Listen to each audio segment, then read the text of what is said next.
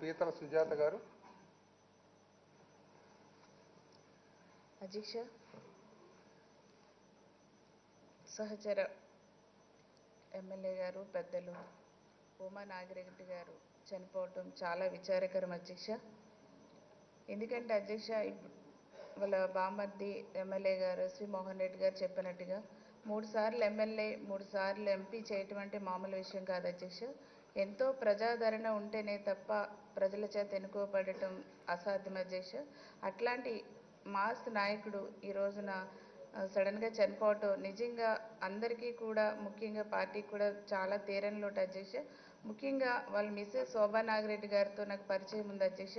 First time honourable CM గారి యొక్క ఆశీర్వాదాలతో నేను ఎమ్మెల్యేగా 2004లో ఎన్నికైనప్పుడు అధ్యక్ష, అప్పుడు పార్టీలో జనరల్ సెక్రటరీగా ఉండేవారు అధ్యక్ష శోభా నాగిరెడ్డి గారు. చాలా ఫ్రెండ్లీగా ఒక ఫ్రెండ్స్ లాగా మేము పార్టీ యాక్టివిటీస్ చేసేవాళ్ళం అధ్యక్ష. చాలా మహానాడు కార్యక్రమాలు అన్నీ వచ్చినప్పుడు బాగా యాక్టివ్ రోల్ పోషించేవారు ఆవిడ. ఇన్ఛార్జిగా వేసినప్పుడు కూడా బాగా పనిచేసేవారు. సార్, నాకు తెలిసి గౌరవ సీఎం గారిని అన్నా అని పిలిచే కొద్ది మందిలో శోభా నాగిరెడ్డి గారు ఒకరు ఆనాడు. తర్వాత సడన్గా ఆవిడ చనిపోవటం కూడా చిన్న వయసులో చాలా బాధాకరం అధ్యక్ష. అధ్యక్ష, నాగిరెడ్డి గారు అఖిల ప్రియ గారు కలిసి వస్తుంటే నాకు చాలా సంతోషం అనిపించేది అధ్యక్ష. ఎందుకంటే మా నాన్నగారు కూడా పార్టీలో సీనియర్ కార్యకర్తగా ఉన్నారు. ఎప్పుడు కూడా నేను ఎంత పెద్దదాన్ని అయినా కూడా వెన్నంటి నా కూతురికి ఏం జరుగుతుందో అనేసి వెన్నంటి నన్ను ఉంటారు అధ్యక్ష. ఎక్కడికి వెళ్ళినా సరే కూడా వస్తారు. అట్లా నాకు ఏదైనా కాలు గమ్ముని మడతపడ్డా కూడా అంత కంగిర్లెత్తిపోతారు, అంత బాధపడతారు.